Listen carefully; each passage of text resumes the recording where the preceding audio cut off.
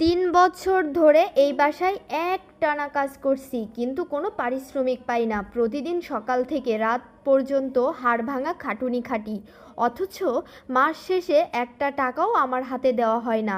মাঝে মাঝে হাত খরচ হিসেবে মাত্র 10 থেকে 20 টাকা দেওয়া হয়, আর বছরে 2টা 3 পিস, ব্যাস এইটুকুই আমার কষ্টের দাম। শুনতে অবিশ্বাস্য লাগলেও এটাই আমার নির্মম বাস্তবতা। আমারও তো স্বপ্ন আছে, নিজের একটা ভবিষ্যৎ আছে, নিজের পরিবারের পাশে দাঁড়ানোর ইচ্ছা আছে, কিন্তু এখানে আমি শুধু খাটতেই এসেছি, কোনো মর্যাদা বা অধিকার পাচ্ছি না। এভাবে আর কতদিন? নিজের শ্রমের সঠিক মূল্যায়ন আর সামান্যতম সম্মান পাওয়ার অধিকার কি আমার নেই?